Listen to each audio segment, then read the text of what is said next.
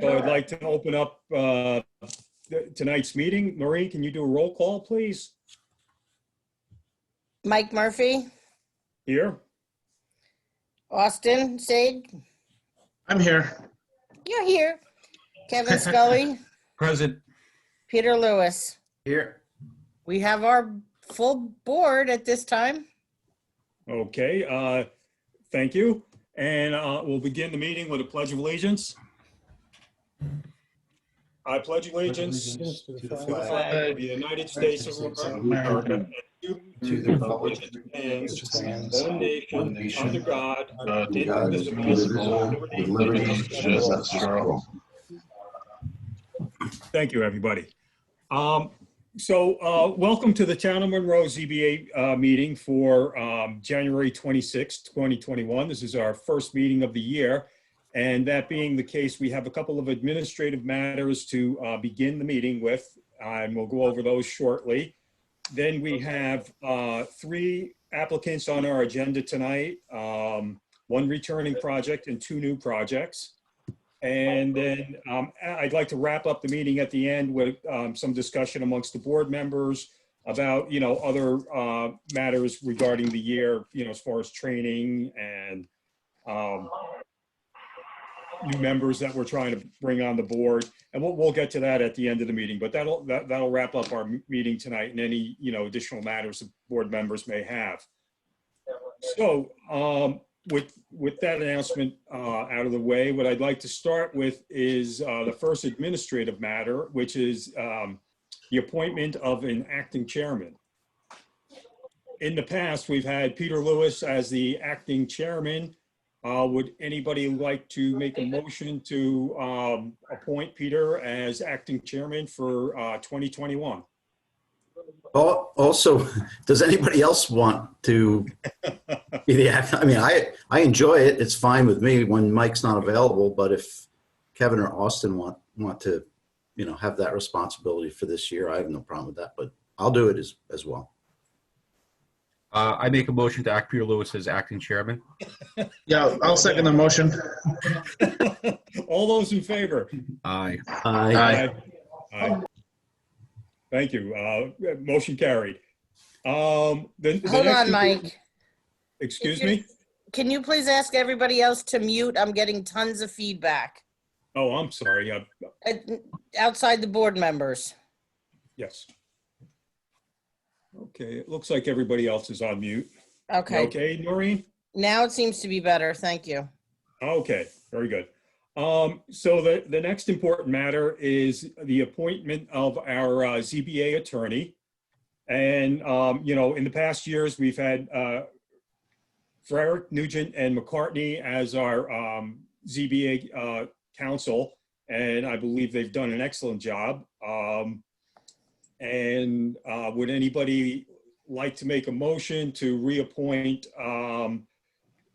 Ferrick, Nugent, and McCartney, our ZBA counsel for the year 2021? Does that come with Dave being our attorney? I sure hope so, because actually my wife told me that's the only reason she watches us on TV from time to time, to listen to Dave. Yeah, I'll make a motion to appoint Ferrick, Nugent, and McCartney as our legal counsel. I'll second the motion. All those in favor? Aye. Aye. Okay, so I believe that motion was also carried unanimously. Congratulations, Dave. You're back on board. Thank you all. Appreciate your trust. Oh, thank you for all your help. So the next administrative item that we have on the agenda tonight is the 2021 meeting schedule. Has everybody received a copy of that? Yes. Yes, Mike. Looks pretty good. Okay, are there any dates in question that anybody, I'm sure, Noreen, you've checked this for conflicts with any holidays throughout the course of the year? Yeah, I'm pretty sure we're good. Okay. I think I caught all the one that I had. All right, so I mean, I looked through it and the dates proposed look good to me. Everybody else seems to be satisfied with the schedule, and it's going to be the same thing, the fourth Tuesday of the month for each of our ZBA meetings, and the applicants' submittals are due 3 weeks beforehand. So none of that changes going into this next year. So we're consistent with last year. And as Noreen has published the calendar, would anybody like to make a motion to accept that calendar for 2021? I'll make a motion to accept the calendar for 2021. I'll second the motion, Austin said. Okay, all those in favor? Aye. Aye. Aye. Aye. So carried. Thank you.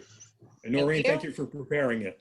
Yes, the only change I made on it was putting submissions due in by noon. Did you lose me? No? Lost Mike. Yeah, you faded out there. I only added to the schedule. Anything different this year was that submissions are due in by noon, but it's written right on the calendar. Okay.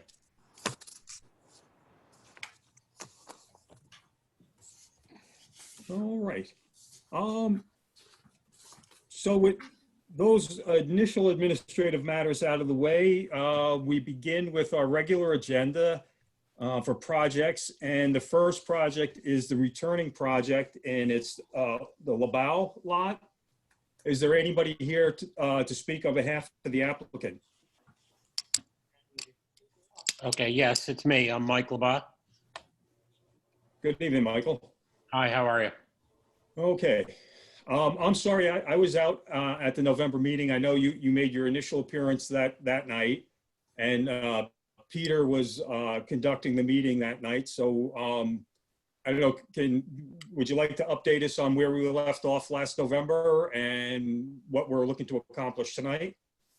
If I could just interrupt for one quick second and maybe ask Noreen or any of the other board members, if you recall, I have my eye and my notes are not great from that evening. Is the public hearing open? Did we vote to set it for tonight, or we didn't do either of those yet? No, We Mr. did LeBeau, not do them yet.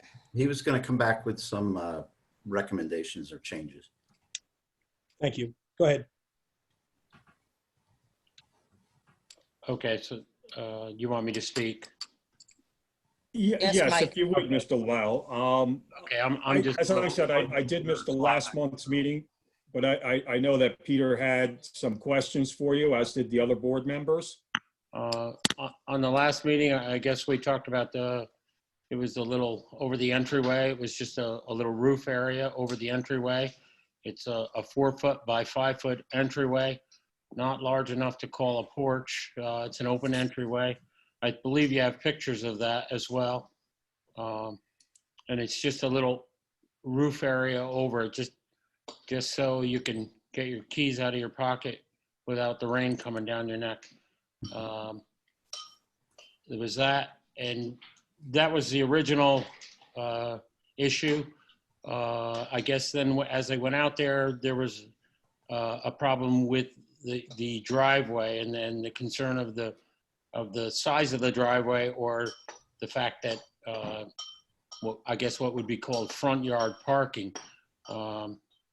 Unbeknown to me that was even a town law, and obviously in that area there where it's kind of tighter, just all of the neighboring houses have driveways in the front that are even what I would say worse than mine. I do have room on the side for one car, so I guess that's why there was a way that somebody on the board made a great suggestion of how we would word that, to say that I guess it's like a partial front yard usage of a driveway. And I didn't have a problem with, there was one suggestion by the building inspector that we take off some footage off the driveway. I'd have to look back at the thing, but I thought it was like a 13 by 20 area, something like that. I didn't have a problem doing that. And once again, that I had found out at the last meeting, and I was kind of caught off guard. I didn't even know. I didn't even measure to see. There was a little issue with a couple trees in the front yard that I tried to save and work around them, but it wouldn't be a problem to remove that one piece of driveway if that's what needed to be done. Yeah, I think just to weigh in a little, Mike, you know, and Mr. LeVar was not necessarily aware specifically of the zoning law as it related to parking, I guess, in the front yard. The parking area is directly in front of the, of the front porch. And I guess we looked through it and we talked about it. I guess, Noreen, that Mr. LeVar issued or submitted a new plan. It was very difficult for me to see it on the, on the computer. I tried to blow it up, but I guess, Mr. LeBlanc is actually requesting, as part of the variance to have some partial parking in the front, which Correct. I think would be interesting to see on the revised map as to how that would be configured would be helpful, I think. There is a hard copy in the office. You're more than welcome to come by and pick it up. Okay. Does anybody have it that we could do? A hard copy of what? I'm sorry. I have a hard copy of everything he has submitted at the office. Everything else was emailed to you. I'm sorry. I'm just requesting, like, what exactly are we looking to share right now? I was The site looking. plan? Yeah, I think, yeah. Yeah, a site plan for the LeBeau or LeBeau project. Oh yeah, I could share my screen if you want. Let me see Okay, if I you can. would, Austin. I appreciate that. I don't know how to do that. The host has me disabled, but whoever's hosting, if you want, Do you it. want to give me. Yeah, give me 1 second. It's in the application, but it's turned on its side. Are you talking about the diagram from? You talking about the actual site plan, or are you talking about the diagram from Ben, where he drew in the piece that was needing to be removed? Ben Yeah. drew what needed to be removed. That's what you need to say. Okay, yeah, I got that. You're enabled. You could do it.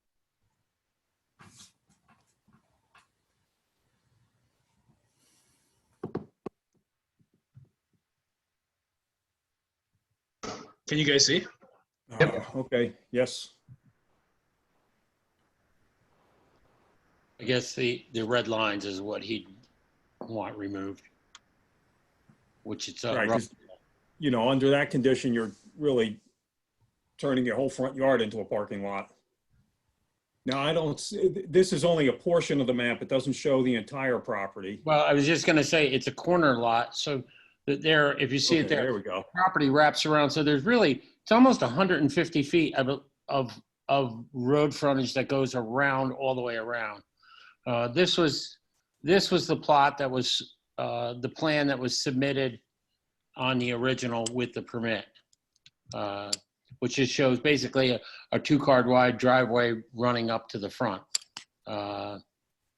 It just seemed as that there was a couple of trees over here on the right-hand side of the driveway, and that's why the driveway kind of got pushed a little over to the left and where it actually wound up being, not, I think that one, there was just a picture you just showed that,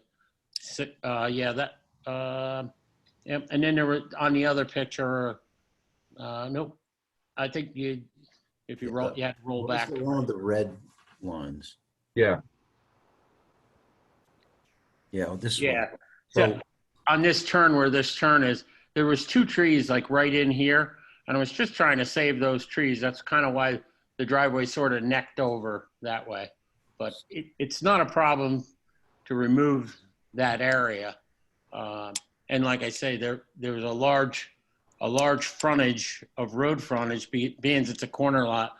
There's I believe it's 150 feet, 148 feet of, Yeah. but by 40, obviously the depth of it, which is close to 6,000 square feet.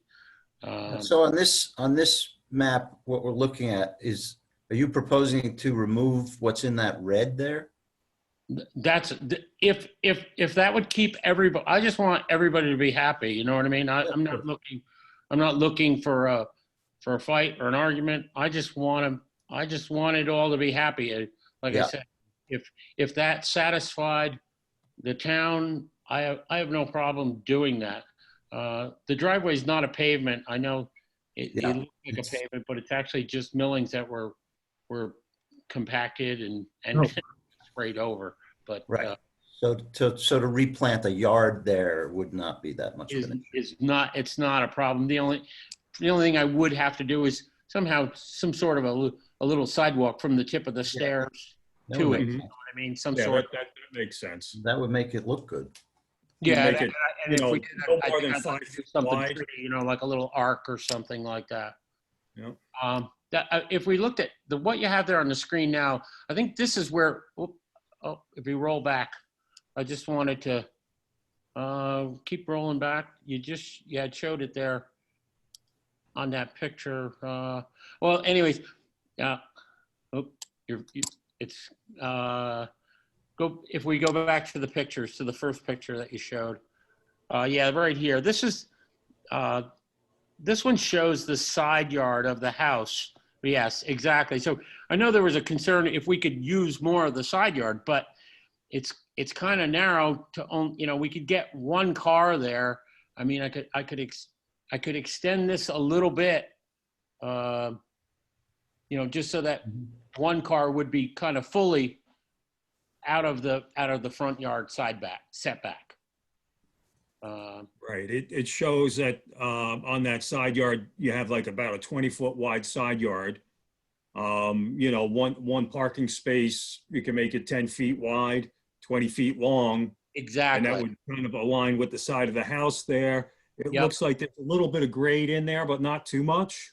Right. And it's basically, I think if I took what I take out of the front, I could put in the back, kind of like behind where the cars park, the top of Mhm. that 6-foot arrow.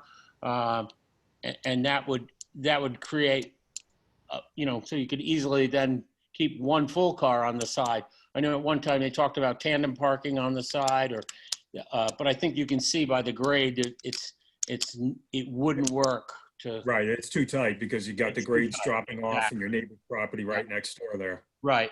That's what I think. I think everybody was a little confused when I had mentioned about the grade. So that's why I tried to show it, but with the photographs to show the grade. Yep.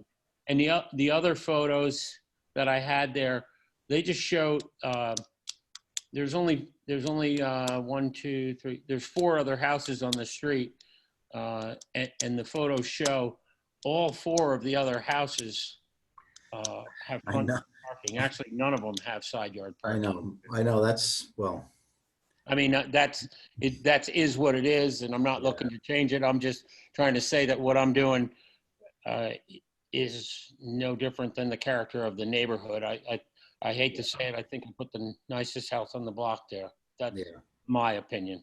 You know, I think, Michael, unfortunately, you know, we are faced with these kind of situations where, you know, it's kind of like, well, you know, the rest of the street has this kind of situation, but yeah, I guess unfortunately we have to consider each of these cases.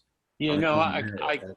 I do understand that too. You know, it's just like I say, and I guess that's part of why they have a ZBA board, because Right. the situation has a And this different is character. an older lot. I'm sure it predates the current zoning regulations. You know, and the situation with having parking in the front yard, it is a requirement of the code, but it is often, you know, difficult to achieve on these smaller lots. Mhm. But I think if we come up with you know, solution here where we eliminate that double wide driveway in the front yard and extend the driveway on the side of the house so that you do have that one space where you can park the car further off the road. Because the problem is it becomes an aesthetics problem. As you look up and down the road, and if everybody's cars are parked in their front yard, it Yeah. gives you know, the neighborhood that type of a look where it's all just a parking lot. I get that as well. Yeah. So, you know, if you could, are you able to mark up these plans, or do you have an engineer that's working on this with you? Yeah, no, it's actually, I went out there, it's really pretty accurate what he marked there in red. That's really, that would you know, it's very simple to just remove what was in red and put topsoil, hay, and seed. And obviously, the only thing I would have to do would create a sidewalk. Right. Uh, But I shouldn't, guess there would be some partial parking in the front, Mike, that he's not going to remove it all the way over to that, the end of the house. Right. So that's kind of the decision. That's what we're faced with, having to. Yeah, you know, and then the requirement for single-family dwellings is each one is to have 2 parking spaces. right. So, you know, you're going to have one that's going to meet that requirement, that it's going to be beyond the front yard, and the other one is going to be in the front yard, in but the front yard, over in to the side. It's not going to be directly in front of the house like the No. way that space is laid out right We now. also- So I think that gets you headed in the right direction. Mhm. It's not 100% compliant. And then the other variance that we're looking at is the covered portico on the front of the house. Correct. And that's a very minor scale, and you know, in comparison to what's out there. The fact that your house is even the 40 feet back from the front line is amazing in this neighborhood, you know. So that's a good thing. So if all we're talking about is that little protrusion of that front portico, you know, I can't speak for the whole board, but I think that that's something that we can accommodate you on if you're willing to, you know, do the extra work on the driveway to get that situation fixed. Right. I have no problem with that. And I believe somewhere there should be a picture that shows that little roof. It's, like I say, it's not a porch large enough to do much but set an umbrella on. Yeah. With a storm door, it's only, you know what I mean? There's just enough room to open the storm door and stay drier so that the snow and ice doesn't Yeah. fall Yeah, on it's the not a door. room or anything. It's an overhang. Unfortunately, Exactly. it's a couple feet closer to the road, which causes the need for the variance. And it's kind of bizarre, but if you're actually out on the site, where the property line is and where the actual road is, there's actually almost close to 7 feet to the edge of the road. You know what I mean? So really, there's, even if you measured, I want to say, if you measured from what you would, if you went out there in layman eyes and said, this is the edge of the road, even to the tip of the stairs, I believe there's almost 45 feet. So that there's more. Obviously, I realize property lines are property lines, but it just so happens to be that on that street, you know, the road line is way wider than the road. Yeah. Right. Yeah, I went out and looked. Yeah. So procedurally, you know, we haven't set up for a public hearing. I think what we've been doing is trying to narrow down what variances there are that Mr. LeBlanc is actually going to be looking for and actually making his final, you know, application to encompass. So it sounds to me like you're in a spot where, you know, the application for the variances for the portico are clear. They've always been clear. The application in regard to parking in the front yard is going to be, sounds to me like it's, you know, it's going to be amended to include a removal of the area that Ben has marked in red, the 13 foot by 30 foot, but that's still very rough. That's just Ben's, you know, markings or sketches. So I think that That what was we need pretty to do, accurate, though. say, I'm sorry? That was pretty accurate, though, because he took that off of the actual final site plan. So I think that's what we're asking is, can you get that final site plan and have it marked up to show exactly what it is that the final configuration is going to look like? You know, and a complete copy of that site plan so that we have it on file. You know, because as the zoning board of appeals, when we make our decisions, we like to have a full map of the property in the file. So what I'm looking at here are bits and pieces and different things. If you can take a clean copy of that map and have it marked up with the new sidewalk that you're proposing and the extents of the final driveway configuration, I think that would help us get to, you know, a point of closure on this. yeah, and that's mostly, that's not only for the clarity of the board's decision, but most importantly for enforcement purposes going forward. There's going to come a day that none of the people on this call right now are here or around or living around here, and there'll be a new owner of the property. And a new building inspector, and it's got to be clear what is going to be enforced going forward in case there's like some, creep backwards or otherwise. We just need clarity. So that's the reason for that request, Mr. LeBlanc. Okay. Like If you could do that, then I would say that we scheduled for a public hearing, the next available date. Mr. LeBlanc, make a submittal of that, document that we just discussed, by whatever the deadline is that Noreen advises, and then we hear you for a public hearing at that next meeting. And Okay, is there, so, is there any change of the, did we need any change of that wording, or what we had was pretty good? I didn't remember. I know I tried to remember exactly what somebody on the board said, and I can't even remember exactly what I wrote on that application, but I believe it was for a partial. Is that what they would Yeah, I call? think, Dave, do we need to have any more official language on the actual variance for the front yard? No, I think that's the whole point of having the sketch, right? So the variance is for parking in the front yard from Okay. that section. The degree and dimensions of the parking in the front yard will be governed by the document that is submitted. Unless there's like a meets and bounds description that you could give us, which seems, Yeah, that's far overkill. more involved. Yeah. I might take their language about the whole not being a foundation for deck piers off the application. That really has nothing to do with the application, and it's actually, I think it's problematic. I wouldn't even mention that. Would- So it I'm looks looking at like the area on the rest, application. I'm sorry, I was saying, it looks like on the rest of the building, as far as the rear yard setbacks and the side yard setback, the one side yard setback is fine. In the rear yard, it looks like that's an existing non-conforming encroachment, Correct. and it's fairly minimal. It's just the two corners that stick out over the line, not by much, by a few feet. So He has a variance for the rear. talk about the structure, the non-conforming part really is just the patio portion in the front with the roof on it. The roof line of the front. Yep. In the driveway. All right. So those are the kinds of things that we're going to need dimensions on in order to, grant that variance, because we're going from a required front yard of 40 feet, and with this, the patio extending outwards, how much is left? Is it 36 feet? Is it 35 feet? What's that dimension? Because that's got to be called out in the ultimate decision that gets issued. If we issue a variance, we're issuing a variance from a 40-foot front yard to 35 to accommodate this small patio area. And, I'm just saying 35. I don't know what that exact dimension is. Right. No, like I say, that entryway is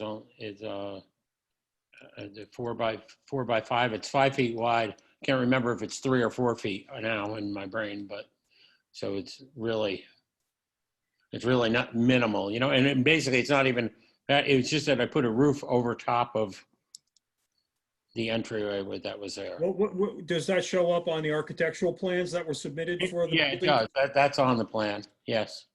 Okay. So, Mike, And do we have can you those hear in me? our file? pardon? Mike, this is Austin. Can you hear me? Yeah. Yes. Hey, I'm just looking at the application. First of all, there's no architecturals in this application in terms of showing that overhang. I don't see anything in here. The rear yard is an existing variance that they have from the 280A application, Right. right? So the two main things were the roof overhang in the front and the driveway. And if you're asking about whether or not the roof overhang showed up, I just don't see it in the drawing. So that's the whole problem, right? If Ben saw the roof overhang, Ben would have picked up on it when he issued the building No, permit application. it You know was what I in mean? it was on the site plan, on the final as-built site plan. That's where that Okay, but not in the one that's been submitted with the application. along with the driveway. That's how it all, how would you say, erupted? Yeah, exactly. I would imagine that that's how it erupted. Yeah, I would take off your ZBA application. I would remove the part about there not being a foundation for your deck piers. That has really nothing to do with the application, and that's actually something that I don't know if Ben even picked up on. Since the deck is attached to the house, the deck has to have a foundation. That just shows that, in other words, there was there wasn't, the entryway was on there. Yeah, but I don't think it's even compliant to have it's not compliant to have a deck that's attached to the house that doesn't have a foundation. So I wouldn't even talk about it.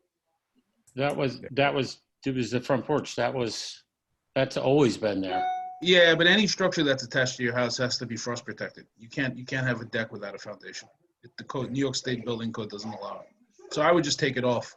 Also, there were a couple of things on the environmental form you might want to adjust before you resubmit. Like, for instance, you say that the action is connected to an existing wastewater utility. I don't think you are. Not this piece, not this thing that you're actually applying for. You know what I mean? So go through your environmental form and just make sure everything's like, T's are crossed, I's are dotted, all that stuff. In there, I mean, that's always good to know that the building itself is connected to the central sewer and it's not on a septic system that's on the lot someplace. Yeah, but are they applying for the house or are they applying for the driveway and the? Well, keep in mind, if I could interrupt, keep in mind, this is going to be a type 2 action to secret anyway. So in this circumstance, that EAF is not going to be, used for any like secret Critical determination here. Let's just fill that as a formality, I guess. Yeah, it is. But I'm looking at the survey map that's prepared by Engineering and Surveying Properties, the firm that you hired. And if we could just get the updated version of this map. I mean, what I have in the file is a photograph of that map. If we can get the updated version of that map, showing the existing location of the patio. I mean, because that map actually lists all the lot requirements. It shows all the lot regulations right on that table. And that's part of what we have to have in file. But in this format, it's, what I'm looking at is an old map and it's a photograph of a map. If you could just, get in touch with your engineer and ask him to produce. I will do that. If he could, provide PDF files so you can provide us with those electronic files. That would be just a new map, right? Yeah, just the new map that shows the as-built conditions with all of his notes that he has about the bulk lot requirements. They're already on the map. Right. So, that way we have it all on file. And then as we refer to it, and we're saying that we're granting a variance from 40-foot front yard to whatever it is, and I'm looking at this here, and it may be,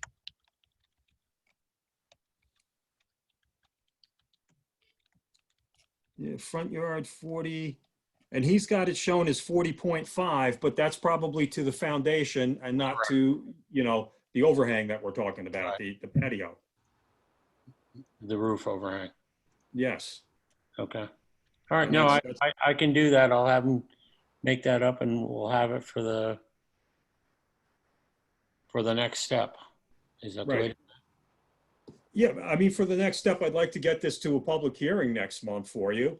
I think the only piece of information we're looking for is the updated site plan. Right. Calling out what that offset is to that front area, showing the layout of the driveway that we recommended. Mm-hmm. And everything else seems to be, in the files. David, are there any other variances we're looking at here? As far as I can see, it's just parking in the front yard and the front yard setback for that small. That's it. He previously got the 280A, the lot area for the pre-existing non-conforming bulk on the lot and the rear yard. So this is it. No problem. Okay. All right. So we'll keep it simple. Okay. All right. And that's all I think we really need, Mr. LeBeau, is a good map of the final condition of the property, the way you intend it to be built, with the driveway modifications and showing the actual variance on the front yard setback, and then you're fine. Okay. Not a problem. All right. Does anybody on the board have any other questions or would like to see additional information? No. Nope. So, Noreen will be in touch with me. Is that how Well, we? we have to. Well, Yeah. Are we setting a public hearing for February or no? I would say we set the public hearing subject to receiving the updated site plan Okay.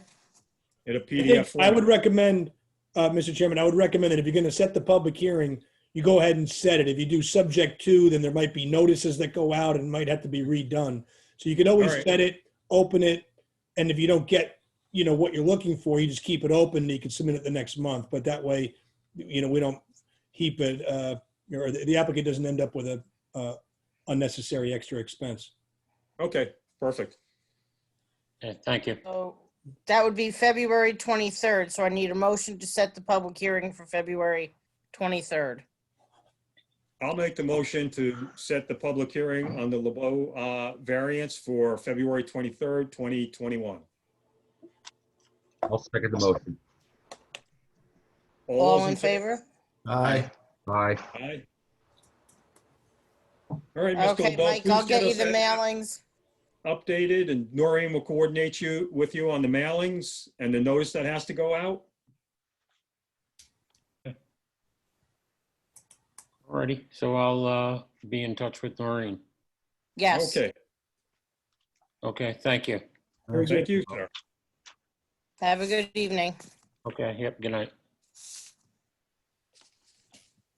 Okay. Boom, boom, boom, boom, boom. Okay, so that's it for returning projects. Next, we start with new projects, and the first one is Vincent Comito. Am I pronouncing that right? Comito?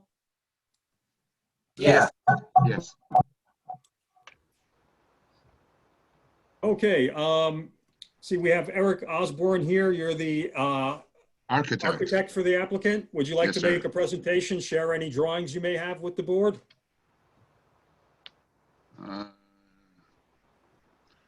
So you should have the drawings. So There were a lot of drawings. there were a lot of drawings, huh? Okay. Okay, I have one I could share. Let me, Enable you to share. Hold on. okay.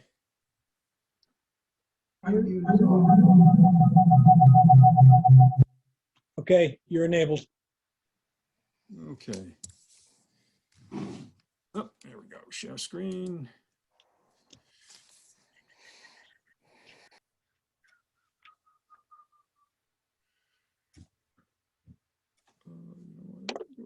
Screen two.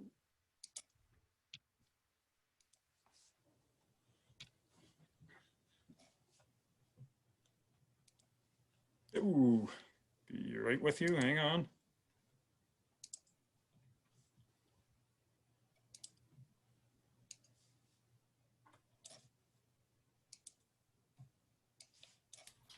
Come on. Give me a hard time. There we go. Okay. This is the site plan. Okay.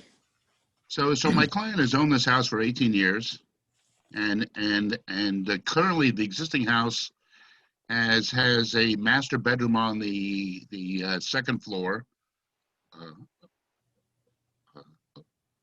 Over the years, the house has been added onto, and added onto, and added onto, and okay, the house really needs, the house needs to be updated. So my client wishes to like remove the existing second floor, and reconstruct half of the main floor, and completely update the house. And so we did a plan. We filed for a permit, and realized I realized that the existing house is existing non-conforming, and in a sense, all we're hoping to do is to square off the lower right-hand corner. This one here. Okay, yeah, just a small addition there. Okay, on one column, and then in the front, there's a canopy on the front, and currently, as soon as you walk in the stairs or walk in the front door, you're on top of the stairs. So we wish to enclose that canopy, actually remove the canopy, and add a small vestibule. But so since the existing house is non-conforming, we got kicked to the zoning board. So we're not proposing to go any closer than what the existing house already is. The existing front yard, as you can see, the existing front setback is 9.6 feet. We would be 10 feet, 10 feet to the new That's the new to the structure new right there. vestibule. And the existing rear yard is off the garage, which we're not going to touch, other than we're going to re-side it and re-roof it. All right, it's 20.83 feet, and to our addition is 25 feet 8 inches to the property line. We are currently, now they don't have any decks. Okay, they like to do some decks. The decks aren't cast into stone at this point, but what is shown is like a dream deck. So, an upper deck with a hot tub and going down half a flight of stairs to like a lower deck. It could be changed, it could be altered, but the key is to get the approval for the house itself. And that's it in a nutshell. They have an existing boathouse as phase 2. All they'd like to do is to re-side the boathouse and re-roof it. And as I said, they've been in the house 18 years, and they would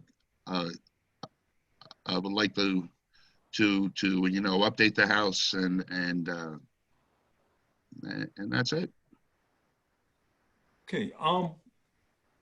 Yeah, so we could see here that, you've plotted out the allowable building envelope, which takes on a Right. very strange shape because of the shape of the lot itself.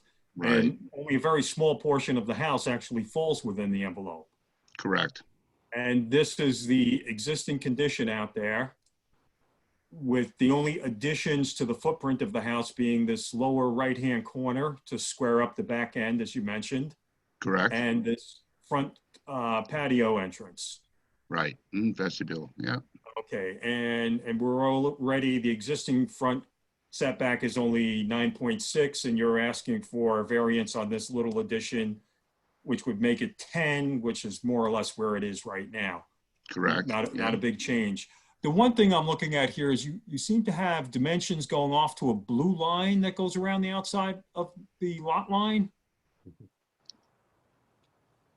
Yeah. Yes, that's the.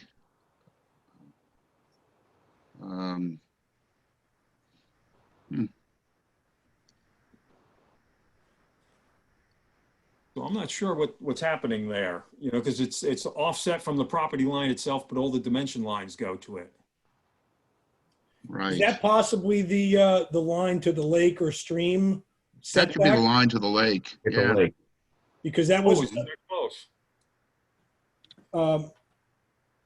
because that was one that was left open in the letter from Ben. I think it was that you need a 50-foot minimum separation from the lake or stream, and it was unclear, where you fall on that 50-foot. So it was not sure whether you needed a variance from that or not. Can you shed any light on that? That's what the blue line is the lake line. Yeah. Wow. So the blue line Yeah, is so- actually that is the lake. Yeah. Yes. Yeah. So you're supposed to have 50-foot minimum to that, which means that that looks like you have just the 18. What's the minimum there? Is it the 18.5? Is that to the lake, or is it less than that? 20.8 to the existing garage. Where's 18 point? Yeah, I don't see 18.5 anywhere. Yeah. The 18.5, I'm just taking off my notes of what Ben had said you needed for the rear yard. Where is there Okay. an 18.5 for rear yard? That must be from the garage corner, to the property line.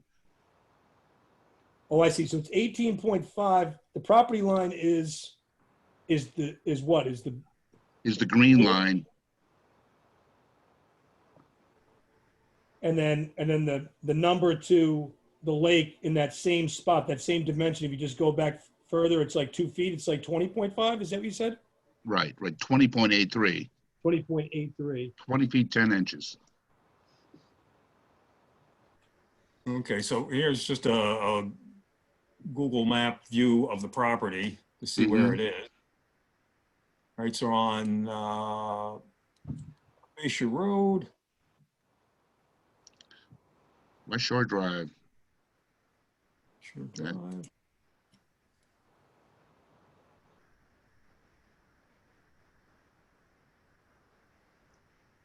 And that's the house. Just so you know, that light green on the right is actually lake. Correct. It's Oh, just oh, so, it's so lily padded. Yeah. I'm very familiar with this area. I camped and fished here my whole life. All right.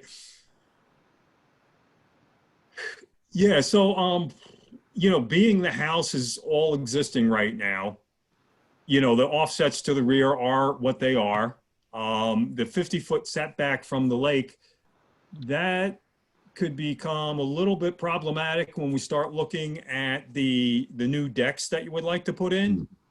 Because if we take a 50-foot offset from the lake, that may reach very well up into this area.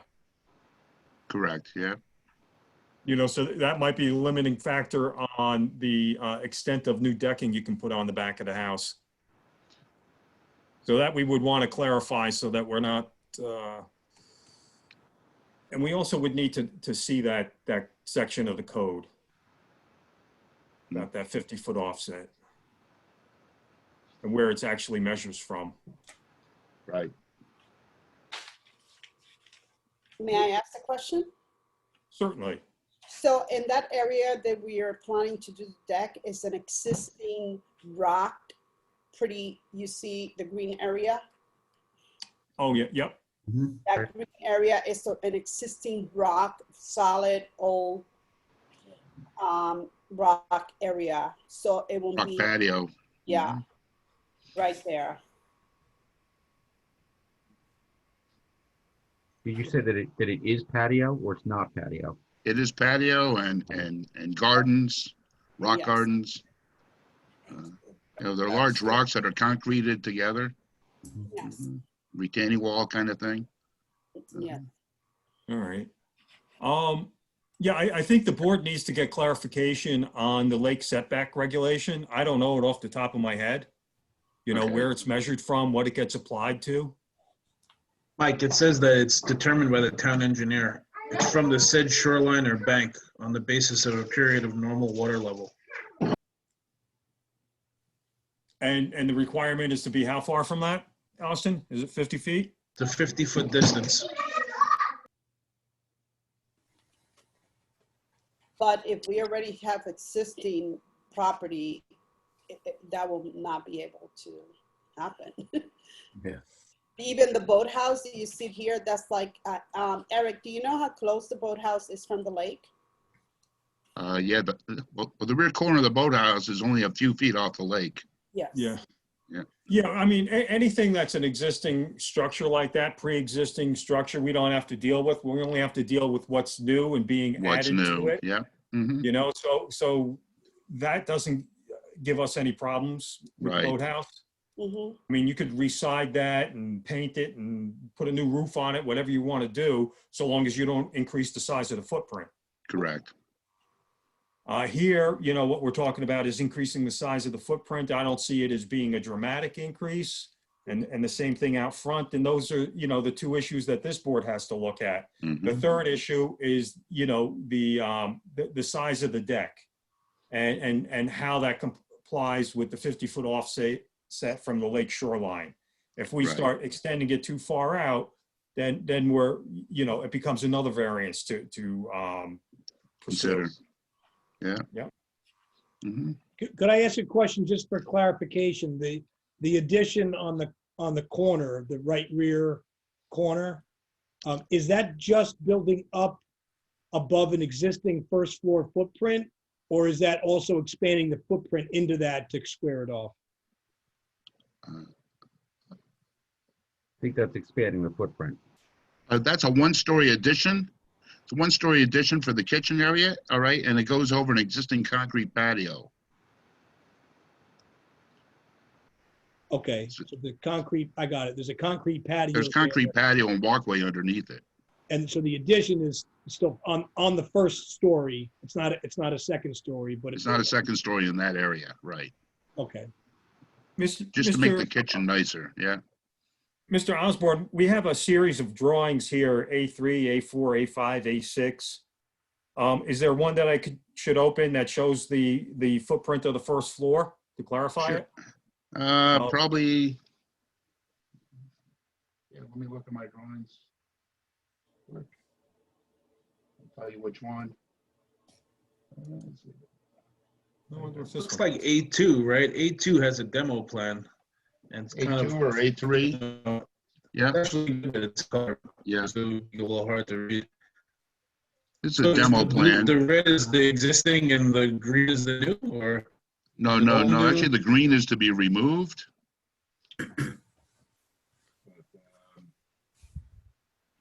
Maybe A3 might be clear. Okay, I'm trying to open up A3. A3 is, well, The gray is the existing and the. A3 will show the existing, if you go to the right there, right a little bit, there's an existing garage there, an existing cellar, concrete patio.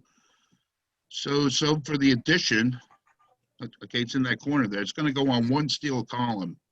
Okay, and it's going to be open underneath it because they have all kinds of doors going into different cellars and crawl spaces. We don't want to block them. Or, existing windows there in the basement level. Okay, There's a so door that's going- just this back corner here. That back corner there's going to be open on the ground level and just one post Right there. right there, right. All right, and that'll be then we propose a main floor addition. Now you can see if you scroll down a little bit, the existing, there's an existing vestibule off the rear of the house with concrete stairs. So the main deck itself is going over that existing stone and concrete area. And I just added the other deck. Down here. It's like, it's like, it's like a transition down to the ground, but that other deck is not really needed, I don't think. What the client would like is the main deck, which is, for the most part, over the existing stone, concrete and stone patio that, has been there since probably the 1940s.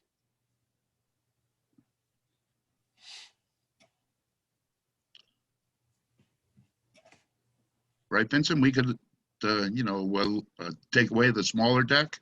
Yeah, that's not a problem. That's not a problem. Just keep the main deck.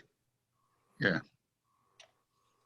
So it would increase our setback to the lake by at least 10 feet. So that the 33.1 would be, would be like 43 feet to the deck. Yeah, so I see it here. You have this line for the concrete and it wraps Right. around and then it ties into the stone wall area. Right, And your new deck sits mostly on top of that with a little bit of an extension here for the hot tub. right. Mhm. So that kind of just, squares it up with the back of the house. Yeah, Have a stairway down to grade. And, once we get the clarification on what's allowed within that 50 feet to the lakefront, we'll be able to make a better determination as to whether or not this lower deck is allowable or if that's an additional, variance. right. Okay.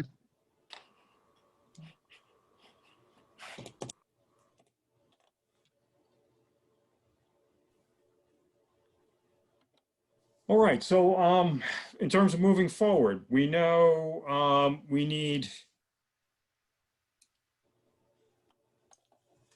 well, actually, I got a question, David. If the existing front yard setback here is only 9.6 feet, do we need a front yard setback variance for the new addition that's 10 feet? My understanding is that, are we enclosing it or adding it so it now counts?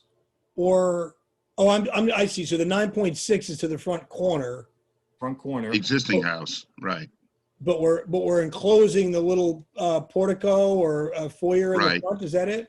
that's Yep. it.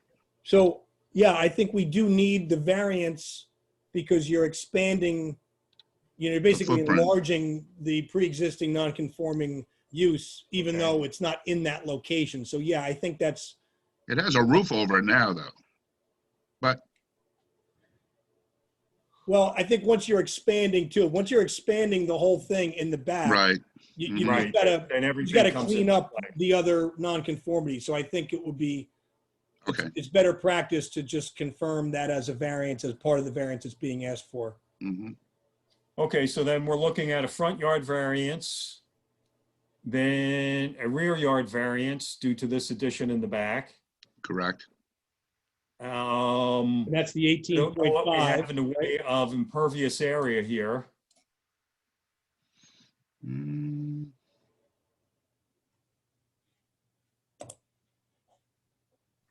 No.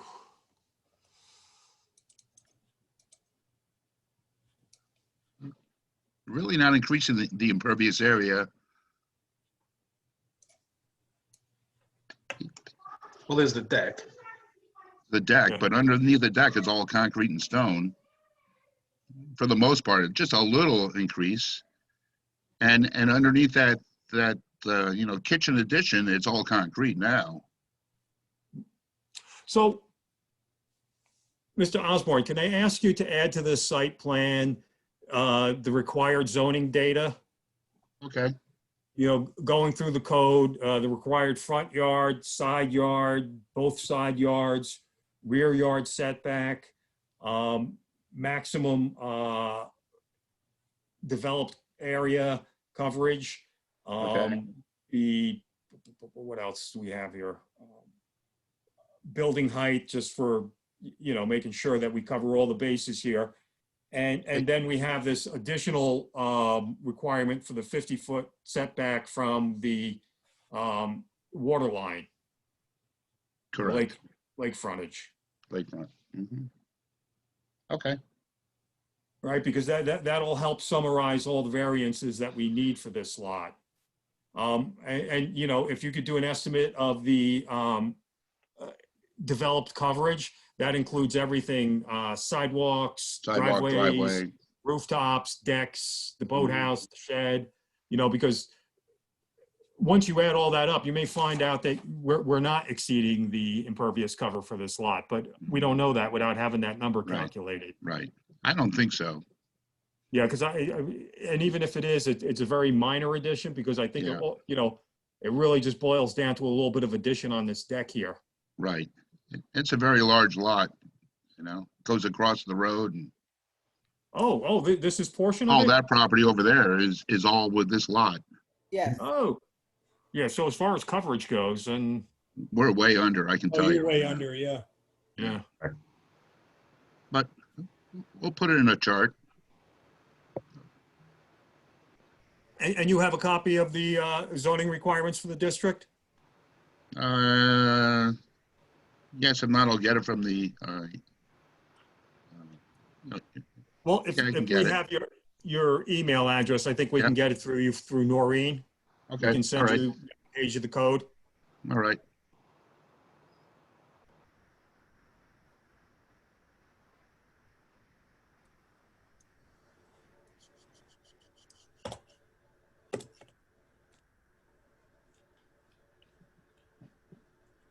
Okay, so Uh, what would you like to do, Mr. Chairman? You want to have a Ask for a refined, continuation? you want to do a refined submittal and have one more look at it, and then next meeting set the public hearing for the following meeting? Because we don't yet Yes. know what they're going to do with the rear deck. We don't yet know what the. I think we're gonna take off that portion of the rear deck. So if you do that, then the rear, then the distance to the lake shore, the variance you're going to be asking for is definitely going to be the one that's off the corner of the new addition, that's Right. 0.83, because that's the closest spot to the lakefront, right? Correct. So, it's up to you, Mr. Chairman. What you could do, you got two options, really. The board has two options. You could wait to set the public hearing, have them come back with a more refined plan, take a look, and then at the next meeting, set a public hearing for the following month. Or you could, take what we hear now, which is, he's going to make a new submittal. If Mr. Osborne can get it done by the submittal deadline, and it's going to be without that, that rear lower deck, then the application can be noticed for the public hearing, I think, for the next month, if you chose to go that route. And the dimensions that would be asked for would be the 9.6 in the front, the 18.5 feet in the rear yard, and the 20.83 feet for the lake and stream setback. And you can move along that way if you chose. Okay, so I'm inclined to go in that direction. I just want to make sure that we have, for the sake of the advertisement of the public hearing, that we have all the requested variances identified. Yeah, that would be the one wild card. If you do the zoning chart, if there's some new one that comes up, but I don't know. Is there anything else that gives you the lot coverage, given that we now know that the lot extends over to the other side, that looks, Yeah, like it's that a looks like that's not non-issue. gonna Lot be a coverage is a non-issue. It's not an issue. Yeah. Is there anything else that you anticipate that might change, Mr. Osborne, or that any of the Not really. I board think the worried height is a about? non-issue also. Which Right. is? The height. The height. The height is Well, not an issue, yeah. Well, setting a public hearing obviously can always be extended after. Right. Right. Right. So, Right. If we needed to, for example, if suddenly a new variance popped up at the next meeting, the only snafu would be that the applicant would then, we could continue the public hearing and renotice it to include the new variance if you chose to go that way. But, I don't really see any new I don't think variances so. suddenly popping up here. Okay. Nothing's jumping out at me. All right, so I'm good with handling it in that fashion, that we, schedule this for a public hearing next month. Okay, great. I have a question, Mr. Eric, everybody else. So if we're gonna put a hot tub, it's gonna take a big part of the upper deck. Yeah. How do you think, more or less, maybe put it here in this area with the green? And it's not a big deck as it is. So the whole point of pretty much remodel the house is because we have hardly any windows. This used to be bungalows. And now we're gonna extend the windows so we can finally enjoy the lake. Mhm. So what can others We suggest? move the hot tub to the north. Okay. Yeah, Just put it more just in a move it up a corner. little more. Okay, okay, Yeah, we'll move it up further. okay. Yeah. Is that okay? Okay, Thank you. I okay. mean, that will not change the public hearing notice. It won't change the variance. Yeah. Okay, thank you. Mhm. All right.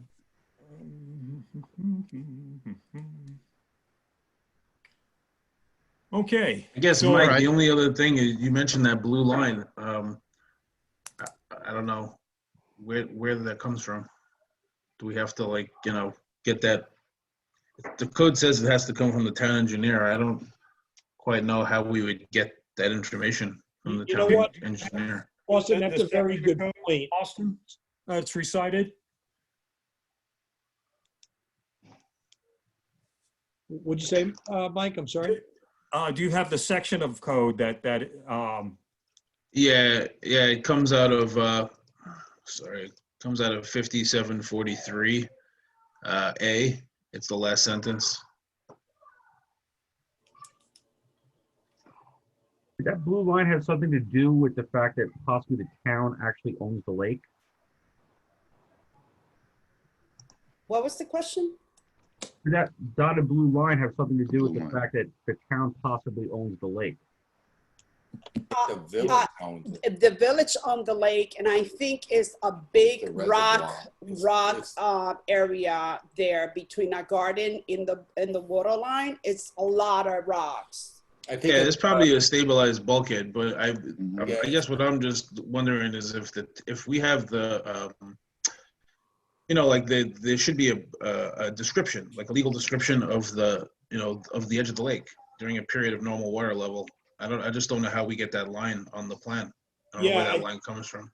Austin, I think that's a good point, right? Because, I think when I made my statement a few moments ago, I think I was just assuming, that the number really is, that blue line really is that, and it really is the 20.83 from that corner to where it's properly measured to be the lakefront, right? But you're right, the engineer is the one, the town engineer is the one that's supposed to, take a look at this plan and say, okay, well, the number is as follows. The number is 20.83, and it might well be that, or the town engineer might say, no, that's not what that number is. That number really is, 16.9 or 29.3. So I do think that that's an important number to know for the applicant in getting the public hearing noticed. So, I think whatever it's going to be, it doesn't really change, it doesn't change the physical setup of what we're dealing with right now. What it does, it's a technical legal matter. What is going to be in the public hearing notice is the variance being sought. So again, there's two solutions.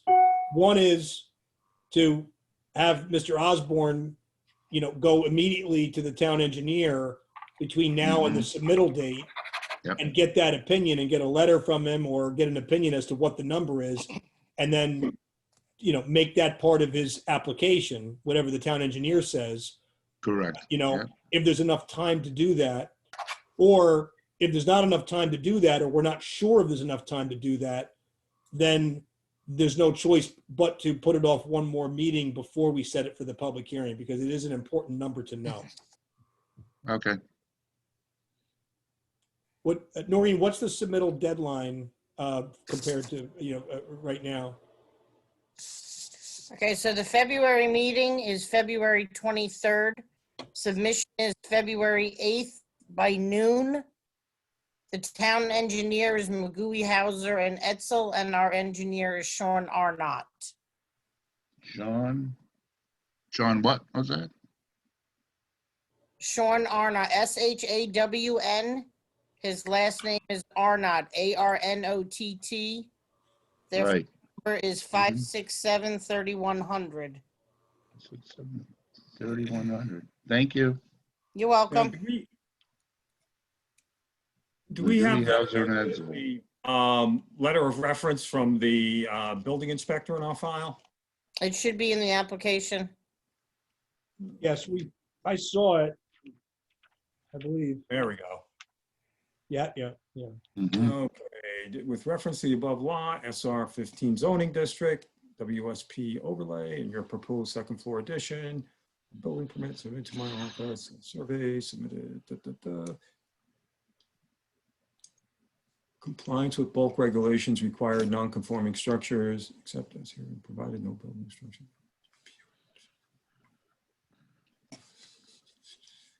Yeah, if you go down to paragraph 3, the bold, the survey does not show, right? Any wetlands buffers areas and is not up to date because the survey is 18 years old. Need to provide updated survey to comply with the above section. Which we did since the application was made. Okay. Lots abutting to the lake or stream, a building setback line is hereby established in all districts parallel to and 50 feet distance from the present normal shoreline or bank of every lake or other body of water, ever-flowing water course or stream in the town. No main building or accessory building shall be constructed between said setback line and the shoreline. So I think what happens is when we look at that blue line on your map, it doesn't state what it is and where it came from. So we're all looking at it saying, what is that blue dashed line? Yeah. If that is a surveyed shoreline, then that's what it needs to be. And then, if you could provide for To us call that it out. 50 Yep, yeah, that 50-foot offset, what it would look like, on the plan, how that overlays, then we'll be able to determine. determine, Yep. yeah, what kind of variances we're looking for. I don't think Okay. you're asking for any variances here that are excessive in any way. It's just that in order to grant the variance, we got to make sure we grant you the complete and full variance that's Full needed. variance, yeah. Okay. Thank you. Okay. So we hold off 1 month?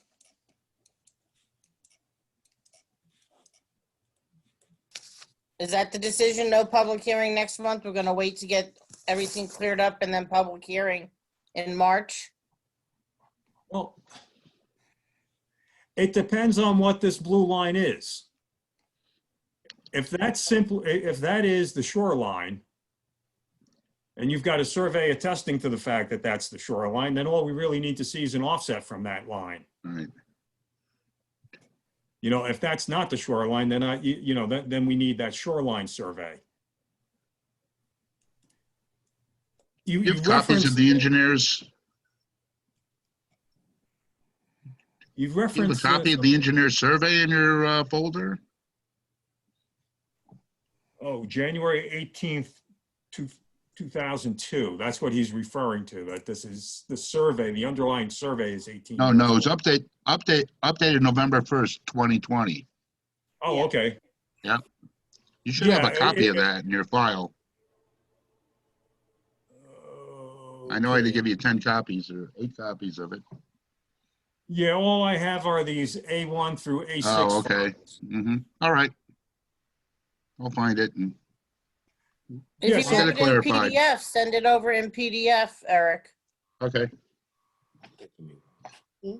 Was, I have it. that blue line wasn't on the legend there? Yeah, I saw the word legend. That blue line wasn't on there.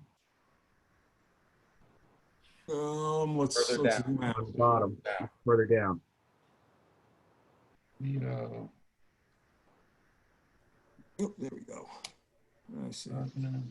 Hang on, I see what you're looking at.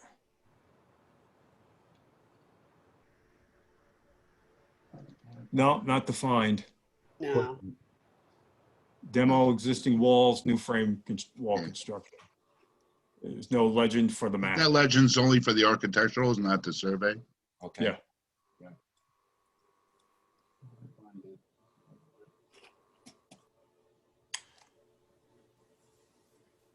So if you feel you have the background information for that and you can clarify what that blue dashed line is, I think, we could be in a position to schedule this for a public hearing next month. yes. Okay. And what's the date of next month's meeting? February 23rd? February 23rd. February 23rd. February 8th.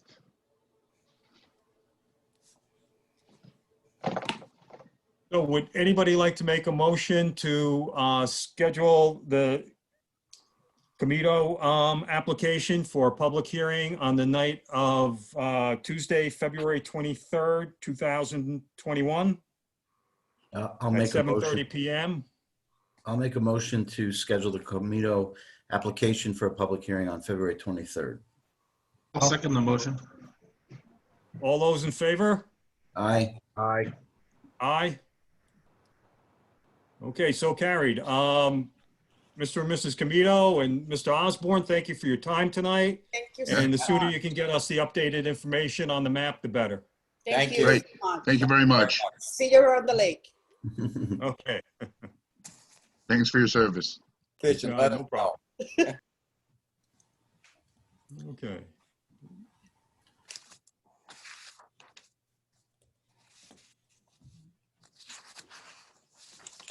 Okay, Rutledge. Rutledge is the next application. Your screen is being shared, Mike, just so you know. Yeah, yeah. Okay. This is the next Yeah. application we have before us is the Jewel Rutledge application on 228 Sunset Terrace. Is there anybody here to speak on behalf of the applicant? Evening, guys. This is Monroe, contractor. I'm sorry, you're not coming in very clear. This is Romero, the contractor. Can you guys hear me? Hello? Hello, is anybody there for the applicant? I'm not hearing you if you're speaking. I think there's a Mr. Lasso who's one of the engineers. Yes. Can you guys hear me? Or? Barely. Barely. Very, very faint. Okay, if you could just give me about 5 minutes, let me just switch computers. Is that okay? That's actually sounding a little better. Come closer. Step into the light. It's not working. Give me 1 second here.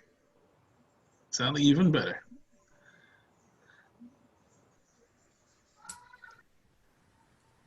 Now, is that better or no? Colder. You're getting cold. I feel like I'm hiding the afikoman.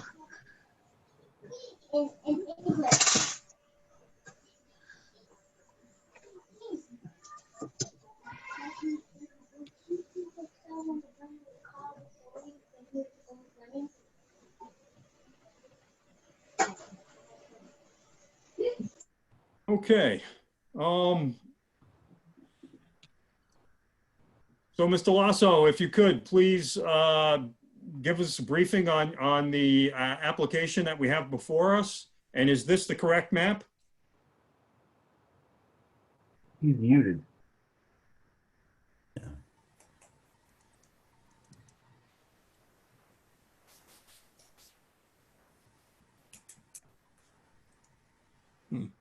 Muted. I'm trying, I can't unmute him myself and He muted himself. giving me the ability to ask to unmute, but it's not doing anything when I click that. I think that's because If you could just give me 5 minutes so I can switch computers. I don't know what's going on. Okay. Anybody need to take a quick 5-minute break? actually while we're having a 5-minute break, I have a question about site visits. How intrusive can you make that site visit? What's that, Kevin? I'm sorry.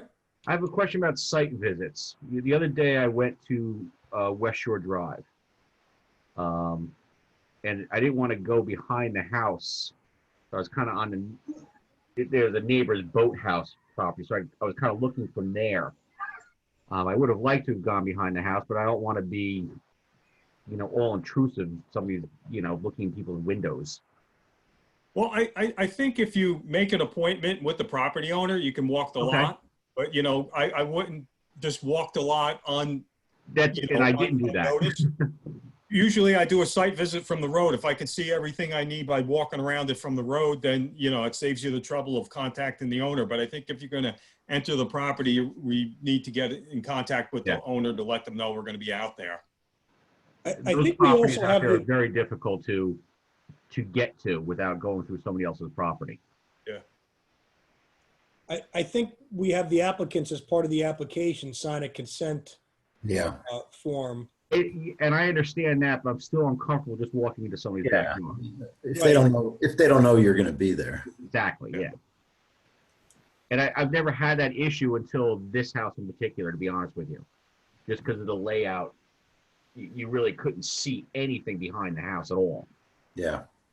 without going down to the lake, to the lake line. You're talking about the previous application. Yeah, the Comito. Yeah. Yeah. I just happen to know the neighbors that they owned a boathouse there, so I felt comfortable going down to their boathouse so I could see the back of their house, okay. but I wasn't going on their property.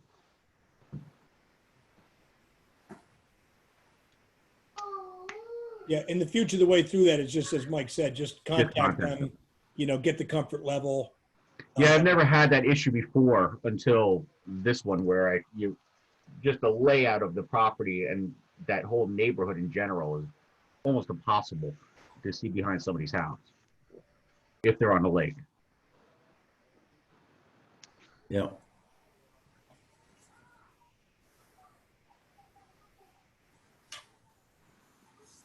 So when I first looked at this survey map that we received, I thought, oh my gosh, this is an old map. Yeah, and it's not. It's not. It was 17. prepared in It looks like it's from the 2017. 1800s. Yeah. Very It's an nice old lettering. timey map. Yeah, oh yeah. Hey guys, can you hear me now? Is Their work. that better or? Yeah, Yes, that's you're much coming in better. very clear. Yes. Thank you. Okay, sorry about that.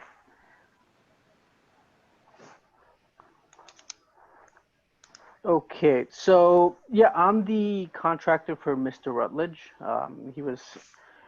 He should be on the phone, but he might not be coming in through very clearly. But basically, we're looking for two variances for the new shed layout. We are getting rid of one of the older shed that's in that site plan there, in that survey, and putting in a space where the 16 by 20 custom shed is going to go. Mr. Maldonado denied the application for permit due to those two variances that are needed, so that's why we are here. So you're proposing that what's the building that's there, you're going to get rid of and put a new building there? No, if you see in red, there's a 16 by 20 accessory building. Mm-hmm. That's what's going to be is replacing the shed in the corner right there. Yep. But that Yeah. building's there. That building's there now, correct? The 16 by 20? Yeah. Yeah. Yes. Right. So it's already built. Oh, it's already there. Yeah. Correct. Oh, that totally threw me off. I thought that it was replacing a shed that was in the location where it is. Oh, Oh, okay. Sorry about that. No, it's being used to replace the shed that was on In site. the backyard Yeah. where it belongs. Now we're going to take the shed and put it right on Lake Region Boulevard. oh, wow. Okay. What is the purpose of the new shed? It's not really a shed. Yeah, it didn't look like a shed. Yeah, I it's went more out of a and garage visited. size, I went out kind of and a talked to single- Mr. Rutledge. It's a building. It's like it's got two floors, but the back one is like the property drops off. So there's a lower level, I guess, that he's using as a shed. The upper level is basically like a gym. Yeah, it had window treatments. Yeah. I mean, it was, sheds that had window treatments. yeah. I mean, it's an attractive building. It's not like an ugly building, but No. it's a building. Well, yes. Good evening. Can you all hear me? Yes. I Hello? can. Yep. Yes. Good evening, everybody that's online. This is Mr. Rutledge, and yes, you forgot your name, by the way. Not just yes. Good afternoon, Peter. Happy New Year's to everyone as well. Besides the equipment that you did see in there's boxes in there, there's a bunch of stuff in there that can't fit in my house because I don't have a basement. So in the purpose of me building the shed, that was my intentions in general, just to put everything in there. It's not, I mean, realistically, like if you see outside, I have a punching bag, I have a pull-up bar, everything is outside for me to be outside when I exercise, by the way. Right. But I have a bunch of stuff in there from Christmas tree I just took down, that's in there. A bunch of boxes from a publishing company, publish books and magazines and things of that nature. I got a bunch of boxes in there and everything else. And evidently under the bottom, as you correct about, I have all my lawnmowers, construction tools, car parts, anything that won't affect none of, or damage pretty much the boxes. Right. When was the building built? Constructed. Excuse me? When What was date this is on building the- constructed? So it began as a project, like as a weekend project. I would say in the summer of 2019, Jewel. Is that correct? Correct me if Yeah. my dates are off.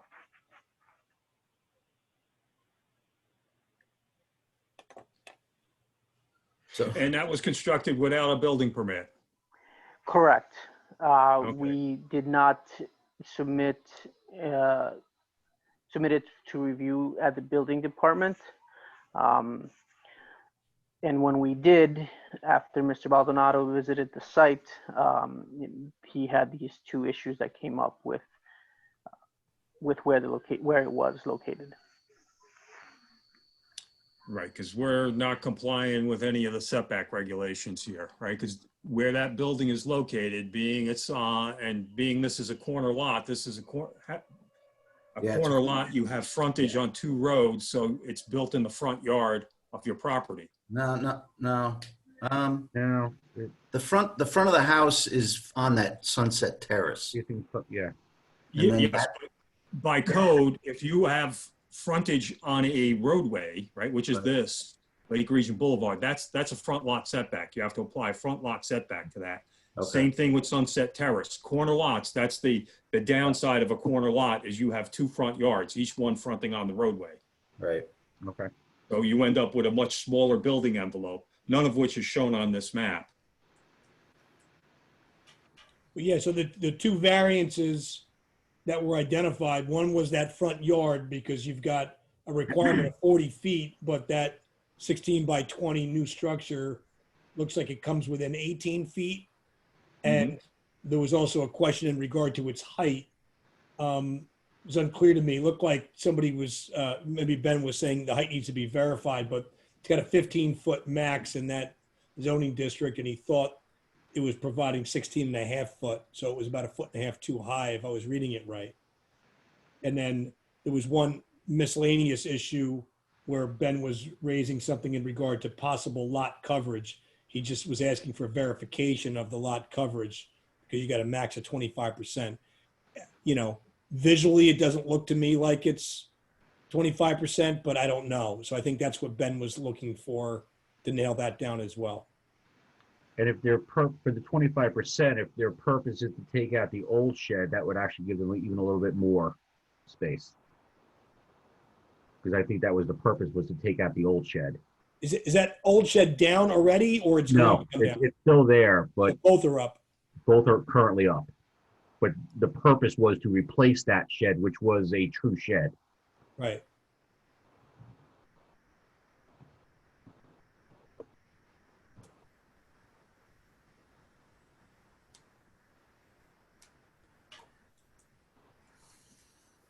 So if you said that this structure is on a slope, you know, it's unclear to me. Did Ben make a determination that under the code it is 16.5 feet? Yeah, I think he's going from the back of the shed that it falls off from, and then he's probably measuring it from that, I would think. There's a lot of different ways you can measure building height. And I'm not sure how Ben does it, or if he's determined that it is in fact 16.5 feet per code, or if it's, I thought my notes say that he was looking for verification on the height. Let me see what he says. The Oh yeah, I'm sorry. town code requirement is the average elevation of the finished grade to the highest point of the building. So there's a whole calculation procedure in the code, 57.3 on the building height. And it shows you exactly how to calculate the building height. So Ben, in his denial letter, states your existing height is about 16.5 feet, but shall be verified.